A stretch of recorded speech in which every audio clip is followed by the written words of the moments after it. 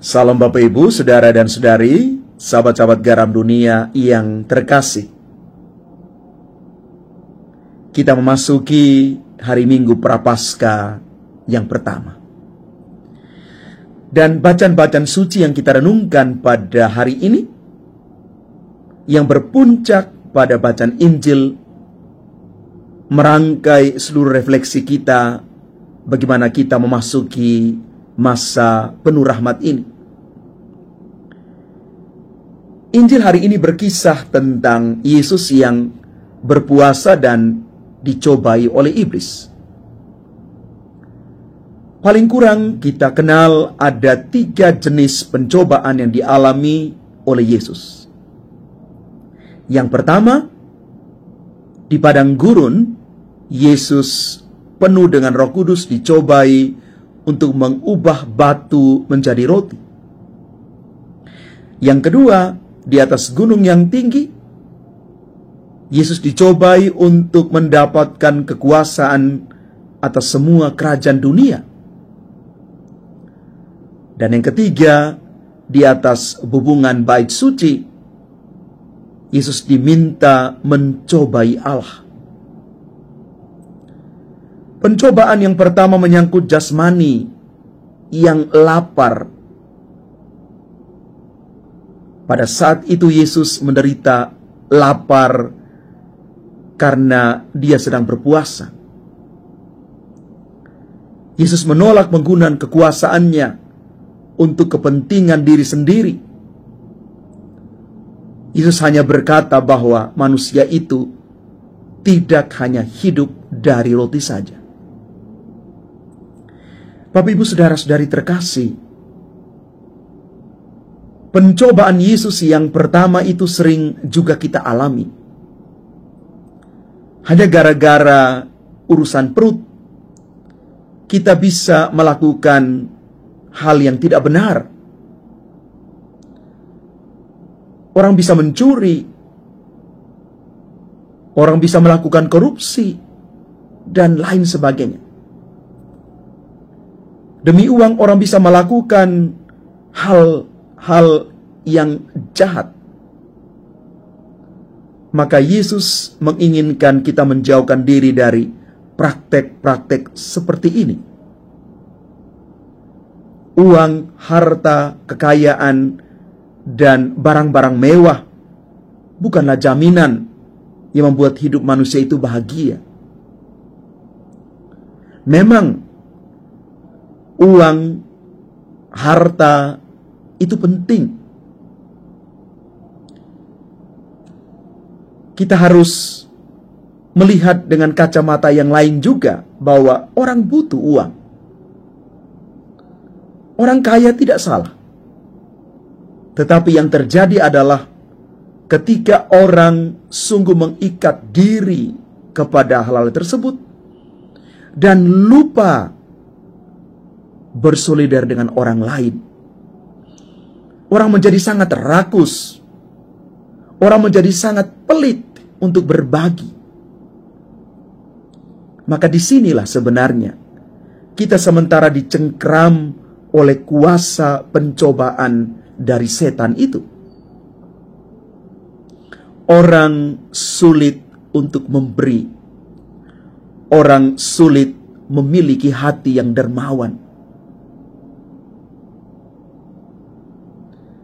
Pencobaan yang kedua adalah menyangkut kekuasaan politik dan kuasa-kuasa lainnya.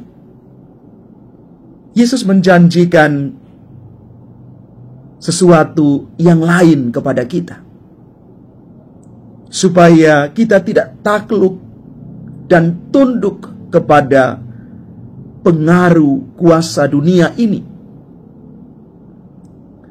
Kadang-kadang orang bisa melakukan berbagai macam cara untuk bisa berkuasa. Hanya demi pangkat, jabatan, popularitas, orang bisa meninggalkan imannya akan Kristus. Orang bisa menggadaikan imannya akan Kristus hanya karena ingin mengejar kuasa, jabatan, popularitas. Maka kita diingatkan oleh Yesus hari ini, supaya kita tidak tergiur dan mengorbankan iman kita akan Kristus, nilai-nilai kekatolikan kita dan keyakinan kita akan Kristus itu hanya karena demi kuasa. Pencobaan yang ketiga menyangkut kepercayaan kita yang sungguh akan Allah. Yesus tidak takluk kepada kuasa iblis ini. Yesus tidak mau mempertontonkan satu tindakan gila yang penuh sensasi. Yesus tetap pada posisi, dan Dia mau mengajak kita semua untuk menghormati dan menyembah Allah di dalam roh dan kebenaran. Kita berjuang juga untuk tetap menyembah Allah di dalam roh dan kebenaran yang sama itu.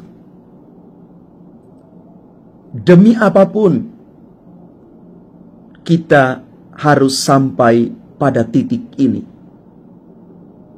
Hidup dipimpin oleh Allah. Seluruh jalan-jalan kita dipimpin dalam kuasa Allah sendiri.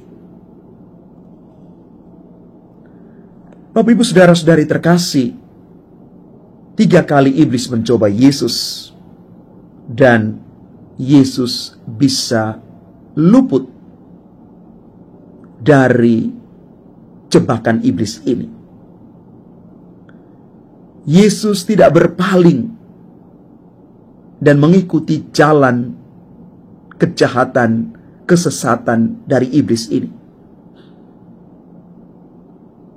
Maka kita pun hari ini, ketika memasuki masa Prapaskah, kita ingin bertanya diri, bagaimana sikapku terhadap berbagai godaan yang terus menghampiri hidupku selama ini? Apa saya cukup tahan terhadap godaan-godaan yang menjerumuskan saya? Bapak ibu saudara-saudari terkasih, kalau kita berjuang sendiri di tengah dunia ini, rasa-rasanya kita tidak mampu untuk bertahan di tengah gempuran berbagai tawaran dan godaan dunia. Tapi kalau kita mengandalkan Tuhan dan kuasa Roh Kudus, kita bisa bertahan di sana. Kita masih hidup di tengah dunia yang penuh dengan godaan duniawi ini. Bapak ibu saudara-saudari terkasih, ambil waktu supaya kita tidak menjadi bagian dari kuasa jahat, kuasa iblis, karena kita bersekutu dengan kuasa jahat ini. Memang benar, sekali lagi, tidak mudah untuk keluar dari jebakan kuasa-kuasa jahat ini. Tetapi kalau bersama Tuhan, kita pasti bisa. Ada jatuh dan bangun dalam hidup iman kita, tetapi jangan putus asa. Ada tangan Tuhan yang datang membantu menyelamatkan kita ketika kita betul-betul pegang tangan Tuhan, serahkan seluruh hidup kita, dan katakan pada Tuhan, Tuhan Yesus, kadang aku lemah, kadang aku jatuh dalam dosa, bahkan dosa dan kelemahan yang sama. Tetapi aku percaya, tangan kasih-Mu pasti menyelamatkan aku. Karena Engkau, Yesus, Tuhan dan Raja, yang sudah pernah mengalahkan kuasa jahat, kuasa iblis itu, akan melakukan padaku yang sama, bahwa aku juga pasti bisa.